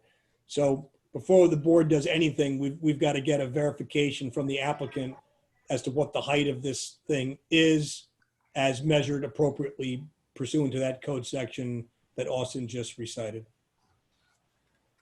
Okay, so I can definitely get the exact measurement from where the slope begins to the top of the building, and then I'll take a look into that piece of code that says what the average height should be, or the average slope dimension should be for measuring that height. The other discrepancy that I picked up that I couldn't tell which is correct, Ben in his denial letter states that in regard to the front yard, he puts the encroachment. Oh, I'm sorry. It's just I think it's just my error. I was just transposing numbers. You're at 18 feet from the Lake Region Boulevard. Lake Region Boulevard, which is an encroachment of 22 feet. So that was just my error. I wrote down 22 feet at first. Is that what, on your surveys, are you showing the same thing, 18 feet? Yes, you are. Okay. Yes. So that's what you'd be looking for there. And then you just got to verify the lot coverage percentage. You know, if it's 25% or less, no problem. But if it's more than that, you're going to need to add that to your list of variances being requested. Okay. Right, and as far as, you know, determining the building height variance, you know, you're gonna have to provide us some pictures of that. You know, if you've got 4 sides to the house or to the shed and 2 of them are buried into the ground, you know, because we're talking about a 2-story structure here, so you know, if all 4 sides are exposed, you're definitely gonna be over this 15-foot requirement. So provide us with some definition on that. As Austin mentioned in the code, it calls out a prescribed way of determining the building height for accessory buildings. And it's the, you know, the average of the floor heights of, from the 4 sides of the building, from finished grade to the top of the roof line. Okay. Yeah, I mean, one side is completely buried. There's the 2 other sides that are on the slope, and then there's the front side where you could, where the 16.5 was measured. Could you just repeat what section of the code it was that determines what the height measurement should be? You said 57. 57.3. Yeah, it's 57. It's just a definition, of building height. Okay, I'll take a look into that. Yep. Section 5738. It's in Ben's letter of rejection. 5730. Okay, I see that now. 5738 defines the max height, but I think there's 57.3 tells you how to measure the height. Yeah, right? exactly. Yeah, so you look at both. So you need grade, you know what I mean? So you're gonna have to establish some spot elevations at the corners of the building. Okay.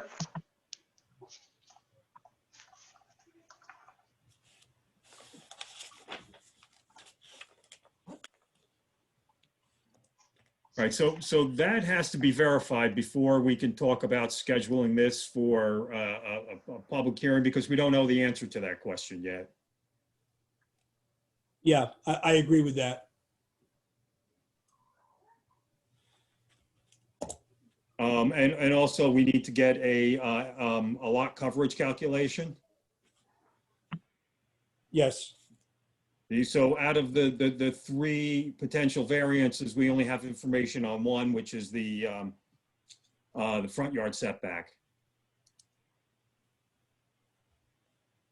Mike, I think there's another variance here that, I mean, I could be wrong, but this is an accessory building, right? So, I mean, maybe am I missing it here? Did I not see it? It says that no private garage or other accessory building in any district, if detached, shall be placed. Oh no, sorry, that's not it. It says in any district, no private garage or other accessory building or parking area shall be within a required front yard. Right. Yeah. So that's like we're back to parking. You know, it's the same issue with parking in the front yard. You know, you just get you can't put a pool in the front yard. That's a good point. It's put a garage in the front yard. You know. Right. So it's the same issue. It's front yard setback, but it's also an accessory in a front yard, right? I mean, it's 2 sides of the same coin, but they are 2 different, I guess, separate code sections. Well, it's like one trumps the other. Like, who cares about the front yard setback? Like, the fact of the matter is, you can't put the building in the front yard. Right. And the problem, though, is that the building is built and it's there. Yeah.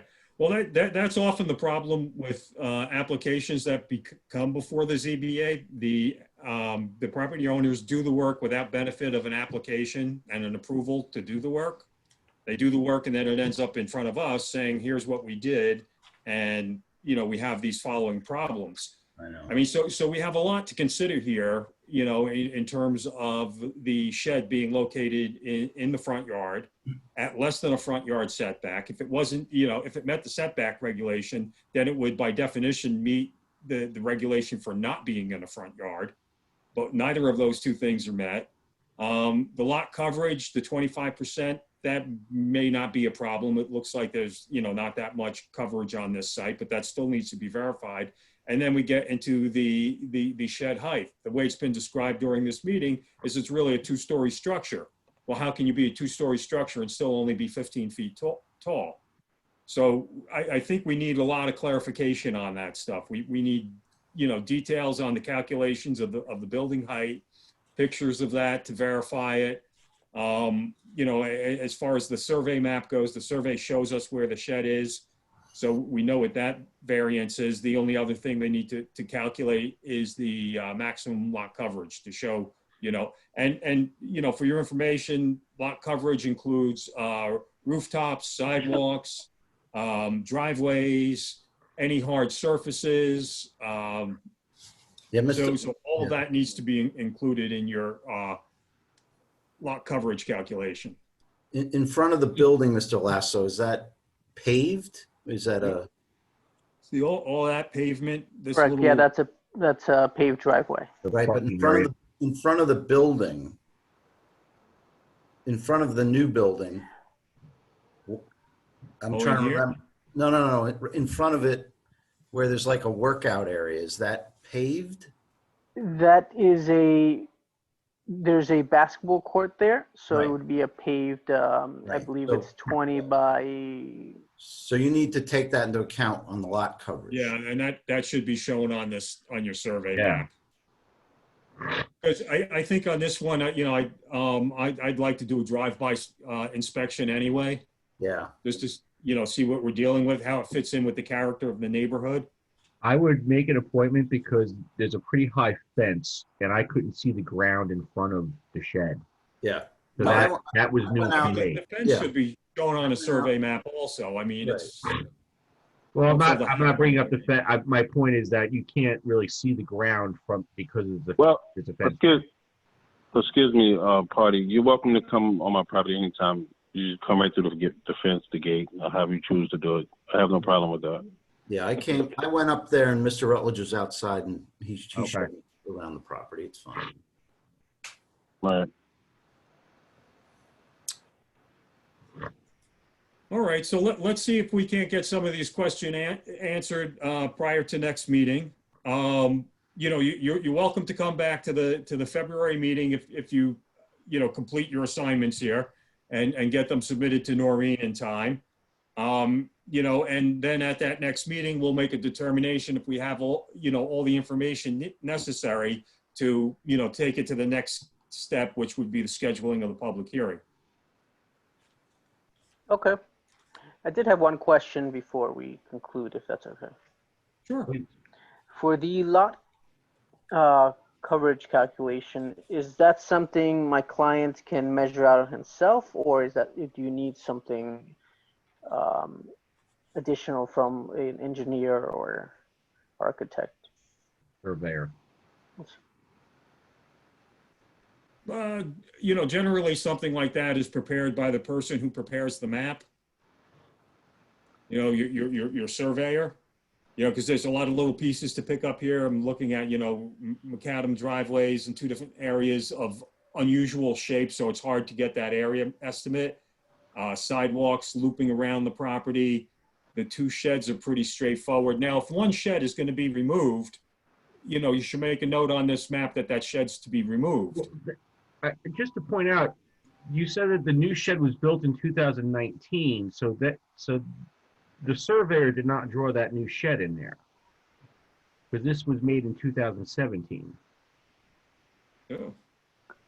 Yes, that's correct. This is the survey extras that we had, and we drew in the location of the accessory building.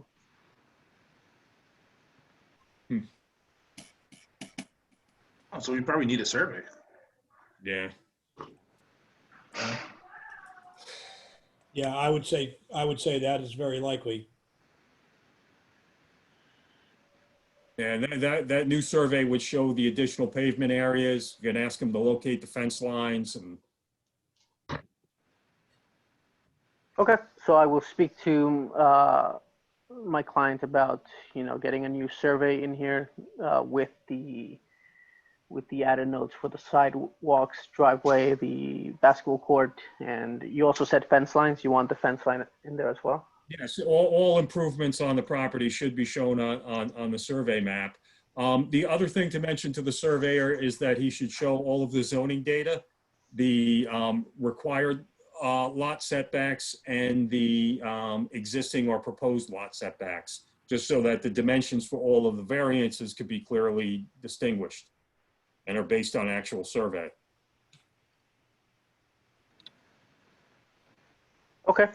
I can definitely communicate that. Now, given the fact with everything that's going on and finding a surveyor, we might not make it for that next meeting, but I will definitely keep Noreen updated. And then I will speak to my client also about, getting that shed removed so that it doesn't appear in the new survey that's going to be taken. And I think I just wanted to conclude with, I think there was a just like, I guess not having all the information, given that it is a corner lot, we were basically seeing the front yard or spacing needed going off Sunset Terrace and not necessarily Lake Region Boulevard. I think that's where the disconnect was when this was thought out in the beginning. So in the eyes of the homeowner, it was really just, something that was going in the backyard rather than, seeing that Lake Region also being a front yard space in the eyes of, the zoning and the zoning laws there. That's correct. And it's pretty well spelled out in the letter from Mr. Maldonado. Right.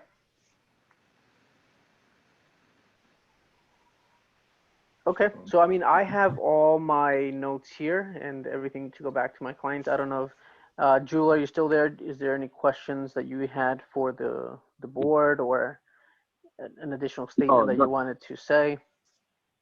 No, I got it loud clear what they had to say. I greatly appreciate your time and your assistance, and we're going to try to get to the bottom of it.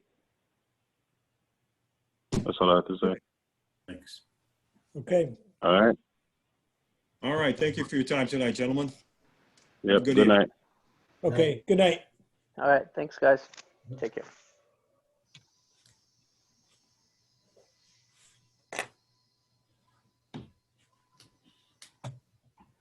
Okay.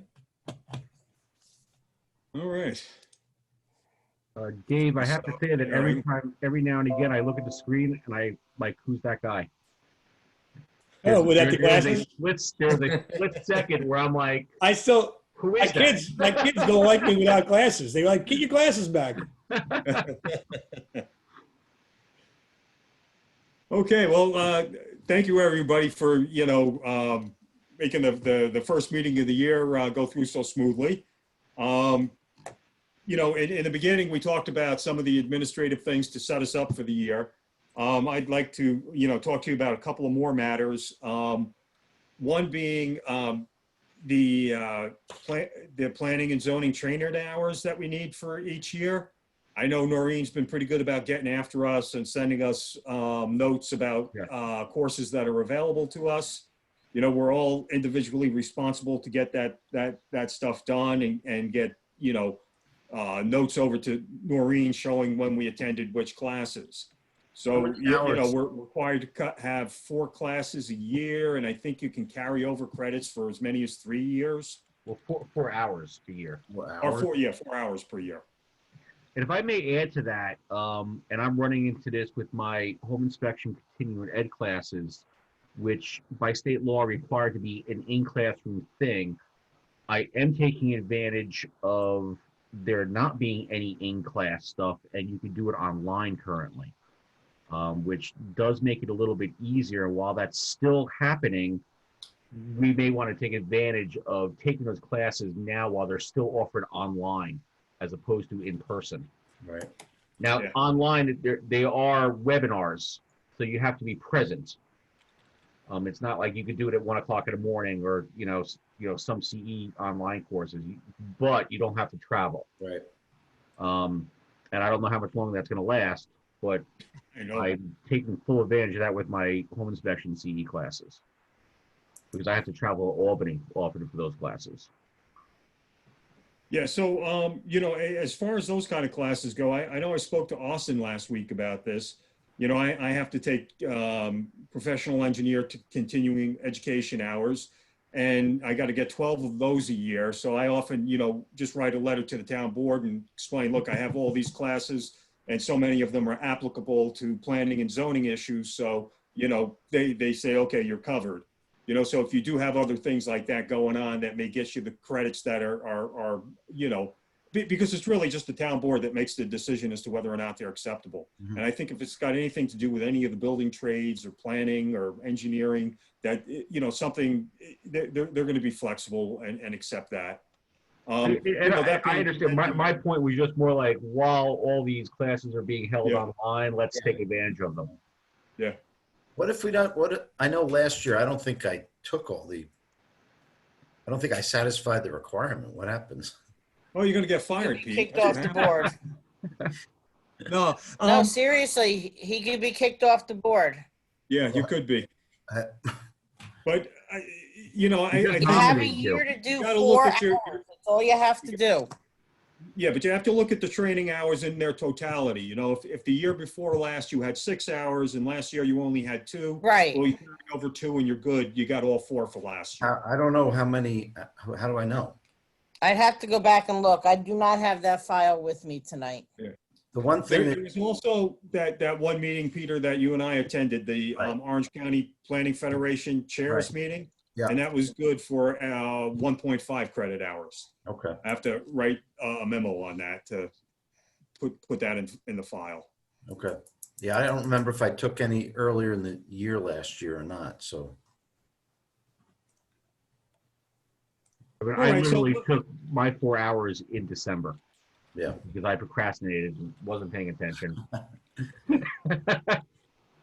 All right, so let's just, for bookkeeping purposes, let's check with Noreen and make sure we have everything to her that she needed for last year. And as we go through this next year, look for those online training opportunities and knock it out as easy as possible. Yeah. I for one, I am looking- send everything I get. Yeah. No, you I do. for one, am looking forward to getting Absolutely back into, face-to-face meetings with people, but we're not there yet. And that actually brings us up to the next topic, which is returning to town hall. The town board, as you know, they've been there for months. And I think in January, the planning board returned. Yes, we had our first meeting this month. Okay.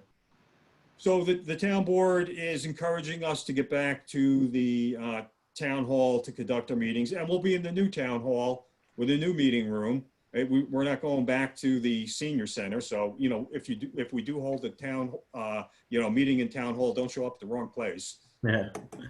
We just have to verify though, because we're having public hearings. I think the public hearings are supposed to remain remote, but I'll have to verify that. Oh, yeah, because we're trying to set everybody up next month for public hearings. Yeah, you have 2 public hearings and I think public hearings are supposed to remain remote. I don't think there's any way to verify how many people would show up to a public meeting. Now, in all Right. reality, in what we have in front of us today, I don't see 50 people showing up. Right. But the truth of the matter is, we don't know No, that. I don't. Well, no, you can't have 50 people. Yeah, and then we don't know that. And if they were to show up, you can't turn people away because it's a public meeting. So it's a weird So that's conundrum. why we have to, I think, I'll have to verify. Dave, do you know if they've extended for public hearings? Off the top of my head, I don't. Okay. I think they have because they've extended the state of emergency. So, all those rules that applied during the state of emergency for COVID, they should still be applicable. Yeah, I'm thinking the public hearings is still supposed to be remote. Well, again, I know it's authorized to be remote, if that's what you're asking. Yeah, because we It's could have, certainly not required that they be in person, but Yeah. I'm also unaware of any specific requirement that prohibits them from being in person. because we could have public hearings for the next whatever, and then we can never go back, so. I'm good with that. No, Well, I'd rather come back. This Zoom is a little bit too much. I like the less people I have to contact, the better, Well, right? I hear you. Yeah. I hear you. No, As that- you that's know, the I thing, was because- exposed and I don't want to risk it anymore. It was very It's a stressful. fair statement. Guys, I honestly haven't been back in my office since March. I haven't been to HDR since March. So I'm home. So I mean, I'll do it if everybody wants to do it, and but it would just kind of like negate everything that I've been like doing. Yeah. Right. It would seem I weird, do like say- for a zoning board meeting that we're pretty much doing online and we're getting business done pretty efficiently. We're making it. It's not even like we're making it work. It's like we're doing it. We're not like struggling here. Yeah, but you don't even use your camera, so I can't even see you. I'm gonna make a motion that you have to use your camera. I don't have one. Oh, there he There is. he is. Well, that's a very actually fair point, Austin, because if this were an issue and we were having problems, that would be one thing. We Yeah. really haven't been having problems. Yes, it's not as comfortable, it's not as personal, but we haven't been having problems. Yeah. I mean, it seems fine. I mean, Yeah, it works. I'd love to have a second monitor, but it is what it is. I know Dave doesn't mind it. Spent 3 years working on the Tappan Zee Bridge on a 15-inch laptop. This is Yeah. this is not, doesn't compare. Any old flat screen TV can be used as a monitor. That's what I use now. As long as I'm not working off like an iWatch or something. Is there any word about Aaron? Is he? Yeah, yes. And that's actually the next topic about number of board members. We're supposed to be a member of 5 with 2 alternates. Okay, so right now, we're only 4. Aaron is still technically on the board, but he hasn't been to a meeting in over a year, and his schedule isn't going to change. He expected that his schedule was going to change, and he'd be able to join us again in January. It didn't work out for him that way. So he's saying he's willing to be an alternate. That way he stays somewhat attached to the process. But, we really have room for a full board member and another alternate if we count Aaron as an alternate. And I've gone through this with Tony over the course of the last year. We reached out to a couple of people to see if they wanted to be board members, and as excited they seemed at first, they all kind of backed out of it at the last moment for various reasons, personal reasons to each of them. So here we are. We're one man short of a full board, and I'm wondering if you guys know of anybody who might make a good board member that you want to recommend. Because if we don't come up with a couple of additional board members, then we're going to have to, approach the town board, let them know, look, you have to put this out for advertisement in the photo news, and we'll see what kind of applicants we get. If you don't mind the meetings being 7 hours long, I nominate my father. Yeah. Let's get Bill in here. Okay, I vote that one out. Do we have a second? Hearing no second, that motion has failed. Let's get Bill and Ed. Yeah, so, think about it a little bit. Like I said, Tony and I went through 3 potential applicants in the past year, and each one of them backed out for their own special reasons. So we didn't make any progress there. And I think we don't want to continue to be one man short, because, if we end up with 2 people shy, then we on any given night, then the meetings can't carry on. I got somebody in mind. I'll ask them. He's Okay. he's not. They have to be a resident of the town of Monroe. Oh, Able yeah, to yeah, read and yeah. write. Yeah. Have No, good he's. judgment. Now, when you say the town of Monroe, does that include the village Yes. and Harriman? Portions of the village of Harriman. Harriman's split between Monroe and Woodbury. So long as they're in the but Monroe. generally speaking, it can be in the village. Yes. Okay.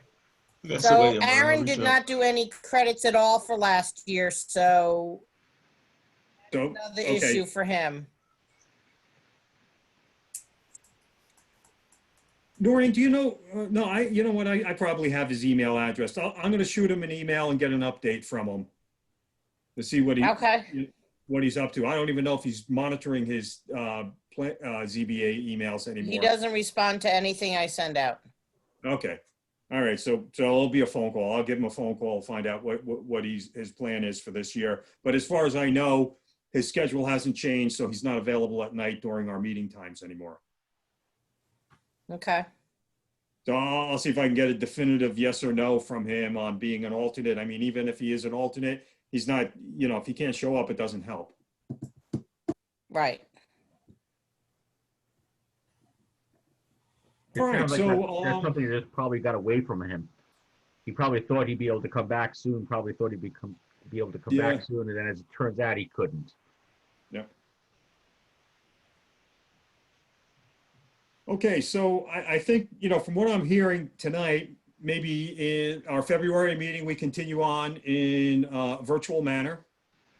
And we'll just, you know, check on that with each passing month to see how the situations have changed. I mean, we're in the midst of the winter now.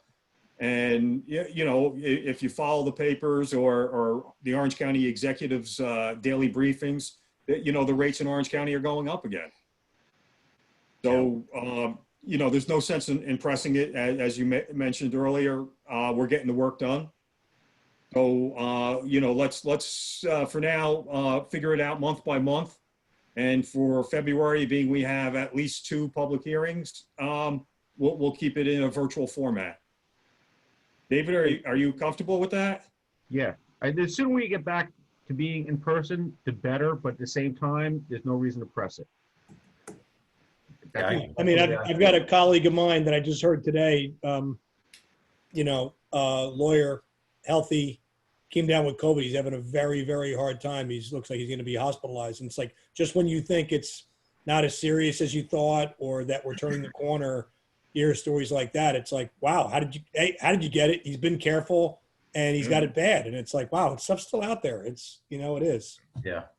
Now, I've got one coworker who, you know, similar to Austin, he's been working from home since last March, and he just came down with COVID over the holidays because he had his nephew over for Christmas. And he thinks that's where he might have picked it up. So he ended up with COVID even after staying home, you know, working remotely for 8 months. You got it from a family member. Well, I think because of the importance of the Zoning Board of Appeals, we should all be eligible for vaccines. Yeah, essential workers. Essential workers. I'll go back to the freaking town hall if I can get a vaccine. Okay. All right, folks, that's all I have. Is there anything else? No, we're good. Nope. Good? Good. Anybody like to make a motion to close the meeting? Wait, just a minute, to please monitor your emails at least once a week. Yes. Okay, that's a good reminder. Thank you, Maureen. That's fair. Thank you. You're welcome, And answer Gloria. text messages if I send them. Yes, text messages are important. That all. Those are usually, I need answers right away. Yeah, that I caught on to. Okay. All right, and I think that's an Make a important. motion to close the meeting. If we are going to be working remote, I'll second let's the keep motion. communication open. All right, we got a motion and a second on the floor. Oh, okay. All those in favor? Aye. Aye. Aye. Good All All right, right, folks. hey, Who great did to the see all of you. second? Yeah, you too. Missed all you guys and Noreen as well. So we'll see you next month. Very Yes. good. Good All night. right, folks, stay safe. Be well.